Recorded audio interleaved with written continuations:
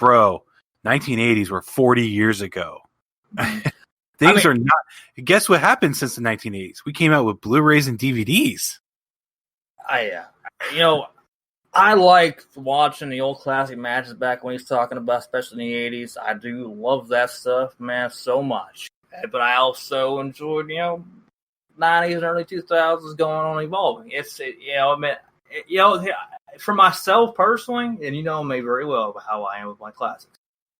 It's let's start with music. Obviously I love classic country music. For y'all don't know, my other career, my other job is a country singer, and I love good old traditional classic country. But I also realize I'm talking about classics bars back to the 40s. But I also evolved to where I like some of the new stuff, not so much mainstream, but still keep it country, and it's to where it's okay to evolve. I believe it's okay to evolve as long as you can also keep parts of the past. No, don't forget where your business came from. I think a lot of companies and different industries forget that. WWE is one of them. Part of that, and I just feel like. I can, like myself, I want to go back. I can listen to Hank Williams Sr., and the next time I can listen to Randy Travis going on to Rodney Atkins. That's a pretty good evolution. But I just feel like, like I said, the biggest thing I've ever agreed with him on, I always said, once again, I don't mean to sound like I'm bashing anybody. I tried not, especially everybody else, but is that I agree with he agreed with Randy Orton talking about these, and I don't like a lot of the wrestlers in any company, they continuously just flip and toss every damn time. There's no sell. It's like, So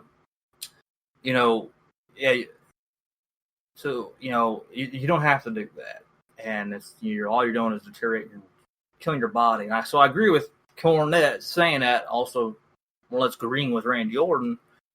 Yeah, I'm not big on every match being a flip and toss over the ropes and moonsaults and everything. It's cool to do that, but you ain't got to do it every damn match, or at least a lot of matches. That's one thing I'll say about that's like AEW, Impact, NXT, WWE. That's one thing I'll say was, like I said, going back to WWE too, is that we're talking about the variety of things they had their cruiserweights, they had the moonsaults, that was exciting, and everything else that was innovating time, and Bischoff was smart to allow that division to go on, but he also had your other things that was in there too. And it was like a good mix. So I think I like more companies should do that more often. More often than AEW's want them too. They're guilty too. They sometimes concentrate too much on the flying. I'm like, it's wrestling. I get you can do that, but it's also wrestling is psychology and storytelling. If you don't present that, what the hell are we watching? It's the moves. You don't have to have a dozen moves necessarily. That's the way I look at it. You can go off and to tell your story. I said, what you gonna say? So, a different perspective on it, because this goes back to the variety thing. That's essentially a spot fest match. All the flipping and all that. Yeah, having that mixed in there in between two very emotionally invested matches is not a bad idea. It's like it's what do they call it? A palate cleanser. Sometimes it could just be used to attract the eyes because it's like, whoa, I can't believe these people are pulling this stuff off. But at the same time, it is kind of mindless, and it's not a bad thing because I think it's kind of like a mindless skit that WWE does, but it's not deteriorating the talent.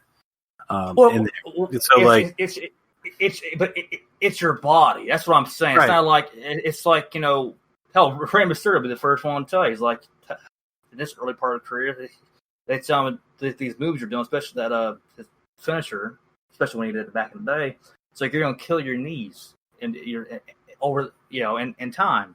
He's right. First one's like he wished he had listened a little bit more. I'm not saying you can't do those moves. I'm just saying when you overdo it. It's like you can have the eye openers, but anyways, the more you do crazy ass shit, the more your body is not going to allow that in time. So yeah, but we all did stupid things when we were young, man. Well, yeah, but I mean, okay, we're in our early 30s, so to mid 30s actually. Sorry, but yeah, Yeah, I think so are you. We're not far apart.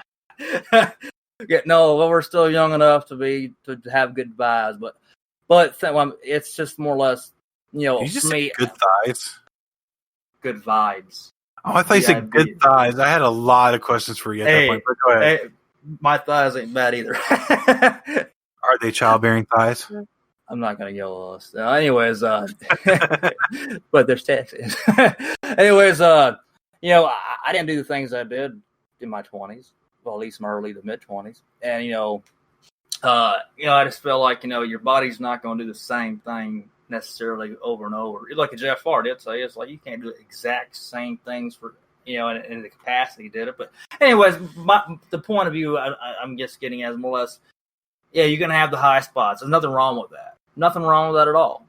But when you have it overdone, it's like, okay, what else I just saw that last 3 shows, and what else you got? What's going on? Who's doing what? What's the storytelling? It's nothing wrong with doing high spots. Don't do me wrong.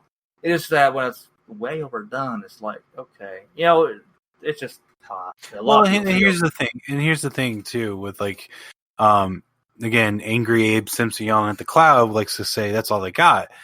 Okay, well, their top guys right now don't do that. Their top guys right now are actually the exact opposite of that.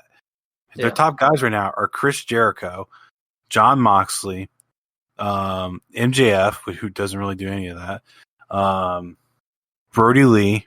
I mean, you can kind of argue Adam Page kind of does that, but his Buckshot Larry is the most like crazy stuff he does besides a moonsault. He's not overly on that though. It's just more. Like I said, I ain't trying to shit on nobody's moveset, but it's just more or less. And I said, it's once again, you have a great point. It's like it's eye opener, it's fun.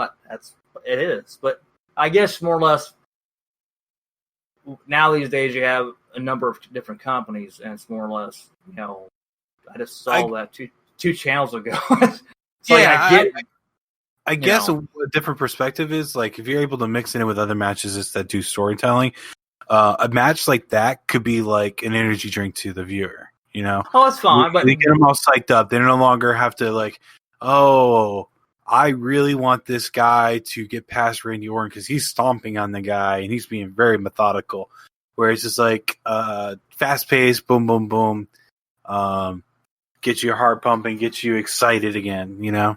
Oh no, I think that's fun. I guess more or less point is, I guess the hardest thing is obviously is when you have 3 or 4 different companies out there doing the same thing a lot. I guess it kind of gets, you're looking at it like, okay, I just switch the channel and I'm seeing it again. I guess it's not just one company. It's just more or less a variety of companies that are doing the same. It just, I guess when you see it too much and there's no story, I guess more or less that's the best way. And it's not so much a bad thing as far as, each wrestler wants to be themselves, so what they do. It's more or less, if you're the type of like us and a lot of fans out there, you want to look at, you're watching a number of different companies. It's just more or less, it's hard on each wrestler as far as, hey, I had to do something different than I did in WWE or whatnot. And it's like trying to do something different, so it's just hard on each company. Do you understand what I'm saying? It's like, it's like going from one station, listen to a country station or a rock station, and you're tired of the same trend. You switch to 2 different stations. It's the same exact thing. Like you can't get away from it a little bit. Do a little different taste. I guess you could kind of say that's kind of like a top 40 stations now.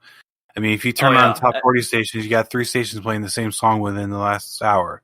That's more or less what I'm getting at. It's like, you got a few stations out there say, hey, we play a mix. There's a station out of Knoxville that has a station out there. They play a mix of old stuff and new stuff, which is fine. I like that too. And it's just, I like, of course, playing nothing but the old stuff too. And you got stuff that plays only new stuff or newer stuff. And it's like, and it's fun, but it's hard to do when that's just flip through the stage and you get the same whole thing on. It's hard on it. Yeah. That's what I guess I'm getting at. I don't really listen to radio much personally at this point. I don't either. I'm talking, a lot of it. Example. That's, Even then, like, the past 3 days I've been listening to Alice in Chains. So. Yeah. No, I got that. I said I ain't trying to You got the Young Bucks in there, and you got Jurassic Express. Just using an example, when Private Party gives them a series, like they have a lot of that same style. You know what I'm talking about, and there's nothing wrong with having that. There's nothing. That's who you are. That's what you perform as. That's great. Nothing wrong with that. Do it. But it's more or less, I guess you say, when each several matches that night or a number of them go on, it's like you want to see a little something different. The only thing I don't want to see is a squash match all the time. Yeah. And with AEW, one of the things I kind of am anxious for, because they're going to continue to grow. They're going to continue. Oh, yeah, by far. If they keep garnering attention that they do. I would like to see them add in, because they have a lot of trios in there. Like, I would like to let them have a Trips title, where it's a 3-man tag title, where they only face other 3 men, like what they do in Japan. Yeah, they did that in WCW. It was a 6-man tag team champions, and I'm not a fan of that, but some people are from back point too. I think it would be kind of good with storytelling, because you can set up between. You can have, like, right now, just based on right now who they have on their roster, right? You have Jurassic Express, which is Marco Stunt, Jungle Boy, and Luchasaurus. Then you have SCU.